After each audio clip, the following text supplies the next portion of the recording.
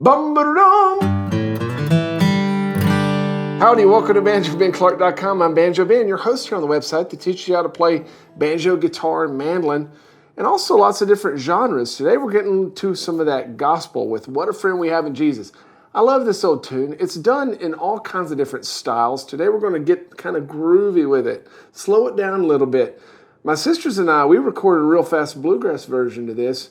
We first debuted it years ago on YouTube, playing it in our kitchen. That thing already has over 1 million views. Can you believe that? It's incredible. So I sing this song all the time. I was raised on it, and I sit around sometimes and just pick it kind of slow, and that was the genesis of this lesson. So not only are you going to learn a solo and a singable key for this song, we're also going to talk about how to fill in space for melodies that have a lot of space in them. We don't want to just pile it full of eighth notes. We want to sprinkle little tasty notes there that people want to gobble up. If you're watching here on the website as a GoPick member, you got everything you need. Just scroll down beneath this video for the tabs, the MP3s, the other video segments. If you're watching somewhere else, you can come over to the website, join as a GoPick member. Get tons and tons of content over there. I've been doing this for years. I do it like every week, so that's a lot of stuff. All right, let's jump into What a Friend We Have in Jesus. As I mentioned in the intro, this is a very singable key. It's in the key of G that we're going to play it in. It's a little high for me, but it's right in the range where a lot of folks sing it. And this song traditionally is just going to have that 1, 4, and 5 chord, G, C, and D. A lot of the good ones do, right? But we're going to put one substitute chord in there. We're going to use an A minor. If you don't count the D7, we're going to do that too. But we're going to use it as a transition chord going from the G to a D. You'll be able to hear when we're going to use it. Play it a little quicker. It's, what a friend we have in Jesus. Boom, ba-da-dum, bum, bum, bum, bum, bum. Right there. And then go into the D7. Doesn't that sound nice? And that's going to give us an opportunity to fill in a lot of these holes with some different types of notes because we're playing over, again, that transition chord there. So let's go ahead and throw up the tab there. And instead of walking you through of how to play each and every one of those notes, I'm going to assume that you can do that, and I have all your pick stroke directions there. I'm just going to point out the big mountains of technique, things that we need to watch out for, but I also want to talk again about how to fill up this space, because we're going pretty slow. We're going, what a friend we have, Jesus. All of that melody there, that's the only melody contained in this first line. But we got a lot of notes there, don't we? Got a lot of space. So the first measure there that you see is labeled measure 2. That's all just walking in. And I want to go ahead and mention that this is built to be able to play a solo arrangement. So as we come into the verse there in measure 3, you see that brush. That means we're not going to just strum through it. We're going to brush through it and land on the melody note that's up there on that 3rd fret. I'm muting that A string with the bottom part of my middle finger. So I'm brushing through using my thumb joint, and I'm wanting that melody note to be accented and brought out. At that point, I'm going to shift up and bar the 3rd fret and hammer onto the 5th fret. Try to make that clear. Leave that down, and then our next melody note's right here on that 4th fret. Go into a C chord. You can go into the whole chord if you want.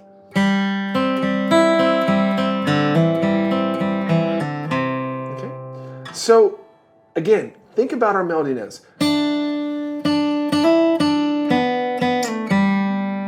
4. That's all of our melody notes. So what are we doing around that? Well, we're picking out other notes in the chord. For instance, when we get to measure 5, here's our melody note, and I'm going to just grab some notes around it, and I'm doing those very light. I want you to stay very light. This isn't we're not playing Beaumont Rag here, okay? Or Sugarfoot Rag or something. We're being very light, except for our melody notes. And another thing that I'm doing to help this move along is pushing and pulling the melody. So I might not let the melody land exactly where your ear's wanting to hear it. We might serve it up a little early so that people takes them off guard a little bit. I'll go ahead and play this whole line for you again.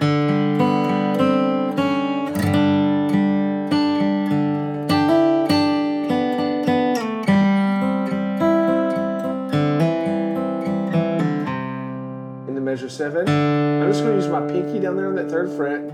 Here's our melody note. Boom, boom, boom, boom, boom, boom. That's our melody notes, so we're going to keep those loud. So whenever we go into the strum on the 2nd beat, man, I'm just barely tickling that. You can barely hear the strums over that melody note, right? It's just filling in a little space. Go into your partial A minor, measure 9. In measure 9, you see the little 8th note rest there. We're not going to dampen our notes. I'm not going to go, or I'm putting the rest in there so that you can see that open 1st string is a quarter note. So make sure to let it hang out for a little while. 1 and 2 and 3 and 4 and. There's going to be a lot of that. And then leave that middle finger down for measure 10.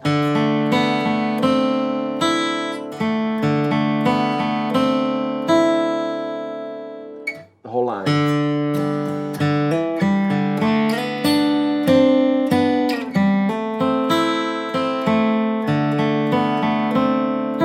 What's really cool is that when I slide up to measure 8 with my middle finger, I never pick that middle finger up again. It slides back, it comes back down. Well, you do have the little hammer on, but watch. Comes down for a quick hammer on, stays down. So good economy of movement there. We're going back into another strum, measure 11. Jump up again for your hammer on. And this time we see our first 16th note slide. So our melody note I'm wanting to get is this melody note on the 2nd fret. And so it's like I'm doing a grace slide into it. I'm not getting a big slide. You can do it however you want, but I love the sound of that. And then the same thing in measure 14. I've got a really quick 16th note pull off.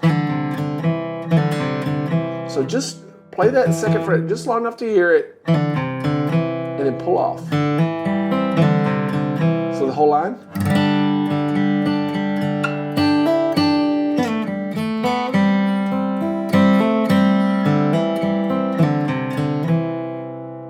Oh, that's good stuff. Then our last line of the verse, again, use your pinky. Another 16th note slide. And I'm going to hit that with my middle pinky finger. And then in measure 17, play that with your ring, because we're going to need to fret these strings. Leave that G note down. The whole line.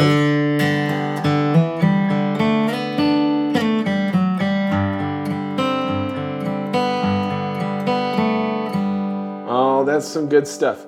So let's go ahead and play through the verse very slowly together in the next video segment. If you're watching here on the site, the next video segment is right below this one. If you're watching somewhere else, I'd love to have you over on the website, banjobenclark.com, where you can get this whole lesson, as well as the jam track MP3s and the tabs. Let's keep going.